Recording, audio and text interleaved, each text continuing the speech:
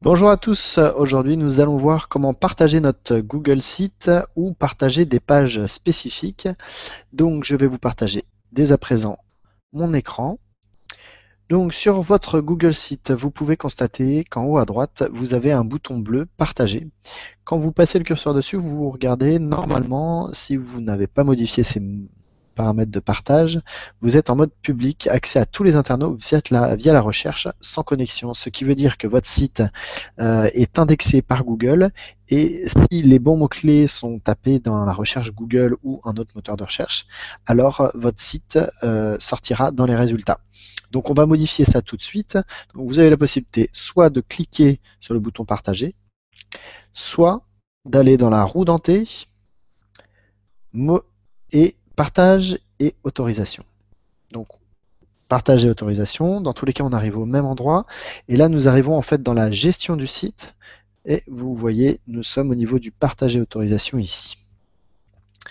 Donc notre partage, là actuellement le lien de partage c'est l'URL de notre site en entier et nous ne voyons pas les sous-pages, donc c'est bien pour ça que là nous allons partager le site dans sa totalité. Donc si je rajoute une personne ici, par exemple Junior, je vais rajouter une autre personne, je ne leur fais pas de notification, donc là vous voyez j'ai juste saisi les adresses email ou le profil, je les mets en modificateur, donc modification, vous avez la possibilité de les mettre en propriétaire, modificateur ou lecteur. Donc je clique sur OK. Et donc ces personnes auront la possibilité de faire des modifications dans l'ensemble du site. Alors je rappelle tout à l'heure qu'on avait dit que le site était en mode public. Lorsqu'il est en mode public, ça veut dire que votre public a la possibilité de lire votre site et le trouver dans les résultats de recherche, à condition qu'il soit indexé par Google, et d'y accéder uniquement en mode lecture. Donc là, on va modifier tout de suite ce paramètre-là pour éviter que Google indexe le site internet. Donc vous allez mettre en désactivé ou en utilisateur disposant du lien. Vous cliquez sur enregistrer.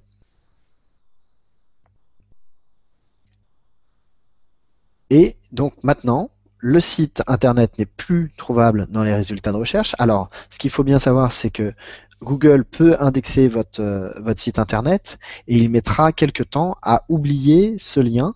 Donc, vous pouvez le forcer à oublier ce lien. Il y a une procédure pour forcer l'oubli du lien. Mais dans tous les cas, si vous le faites dans les premières heures de création de votre Google Site, vous n'aurez pas de problème puisque Google met quelque temps à indexer les différentes données qui sont insérées sur le web. Donc, nous retournons à notre qui a accès. Là, on voit que Christophe Bichon, donc moi, est propriétaire du site. Junior a le droit de faire des modifications et Gwenaël a le droit de faire des modifications. On peut modifier par la suite et mettre Gwenaël en lecture. Et d'ailleurs, je vais mettre tout le monde en lecture.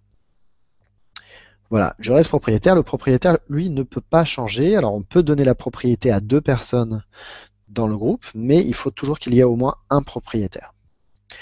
Donc là, on vient de donner en lecture à Junior et à Gwenaël l'ensemble du site. Maintenant, ça pourrait être intéressant de donner le droit de modification uniquement sur certaines pages, dans des situations bien spécifiques. Par exemple, vous avez le service financier d'un côté qui a des modifications à faire sur toutes les notions qui sont sur les notions financières. Vous avez par exemple la secrétaire qui a accès à toutes les informations du type contact et toutes les informations transitent par elle. Donc s'il y a une modification sur un contact, c'est elle qui aura l'information. Donc ça sera intéressant qu'elle ait accès en modification à cette page. Par contre, il n'est pas forcément utile que la secrétaire ait accès aux informations en modification sur la gestion financière et inversement. Donc pour ça, on va pouvoir activer des niveaux précis pour chaque page d'autorisation. Alors pour activer ces niveaux d'autorisation, vous allez cliquer sur le bouton en haut à droite, activer les autorisations au niveau des pages. Vous cliquez dessus, vous activez l'autorisation au niveau des pages. Et donc là, nous avons une page qui va arriver. On va pouvoir retrouver l'arborescence de notre site, les pages contact, mention légale, actualité avec sous actualité, exemple, création de page, test 2 qu'on avait créé auparavant. Et lorsque je suis tout en haut, à la racine du site, j'ai de nouveau la possibilité de rajouter des nouvelles personnes, soit en modification, lecture ou propriétaire. On va rester sur les 3 personnes qui sont sur l'administration du site. Par exemple, la page contact, on va dire que c'est uniquement Junior qui peut modifier la page contact. Donc là, vous voyez, vous ne pouvez rien sélectionner. Mais si vous cliquez sur le petit bouton modifier qui est un peu caché ici, vous allez pouvoir utiliser les autorisations personnalisées. Je vous invite à utiliser principalement autorisation personnalisée à chaque fois qu'une nouvelle personne sera autorisée à aller sur le site, à la racine du site. Elle sera également ajoutée ici. Donc là, vous faites enregistrer. Et là, vous avez la possibilité, pour la page contact et uniquement pour la page contact et les sous-pages s'il y en avait, de modifier les propriétés de partage. Donc là, je veux que Junior puisse modifier la page contact, puisque c'est Junior qui a les informations au sujet des contacts. Et donc, je vais le mettre en modification, ce qui lui permettra de modifier la page, mais Gwenaëlle, elle, restera en lecture. Je fais enregistrer. Voilà, mes informations sont enregistrées. Les actualités, je sais que c'est Gwenaëlle qui a les informations sur toutes les actualités, donc je vais mettre au niveau des actualités Gwenaëlle en modificateur. Je fais modifier, utiliser les autorisations personnalisées.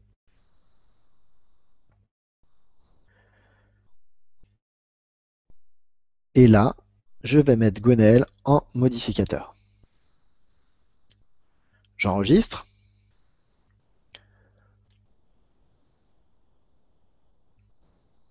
Voilà. Pour les mentions légales, vous allez pouvoir faire de même.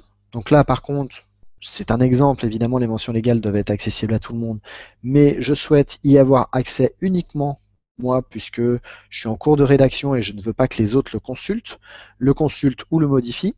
Donc, pour éviter que quelqu'un le consulte, je vais tout simplement supprimer les accès en lecture en cliquant sur la petite croix et enregistrer mes modifications.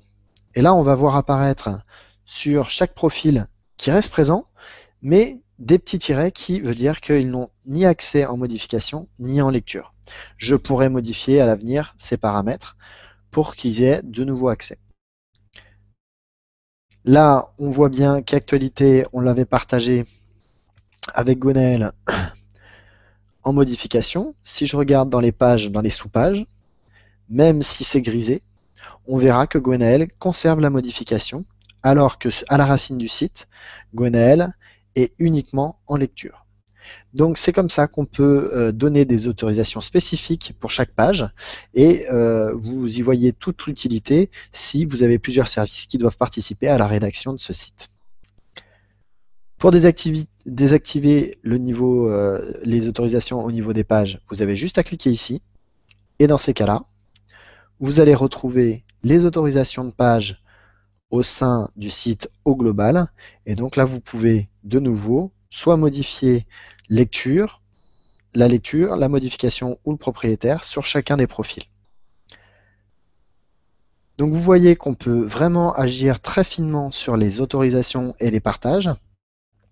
Je vous invite à être très attentif à cette notion de partage, en particulier sur les notions de partage sur la propriété du site. Il faut savoir que le propriétaire a la possibilité d'ajouter, de supprimer des personnes qui ont accès au Google Site. Et n'oubliez pas que cette autorisation doit être donnée qu'à des personnes qui sont responsables et qui ont bien conscience de tous les enjeux sur des modifications qui interviendraient dans votre site. Il serait malheureux d'avoir des modifications sur un Google Site qui servirait d'intranet. Toutes les modifications que l'on fait sur le Google Site sont visibles en live dès qu'elles sont enregistrées sur le Google Site. Donc il est important d'avoir un circuit de validation et surtout de ne donner la propriété qu'à un minimum de personnes pour éviter justement les erreurs. Voilà, c'est fini pour ce tuto. Je vous souhaite une bonne journée. À bientôt.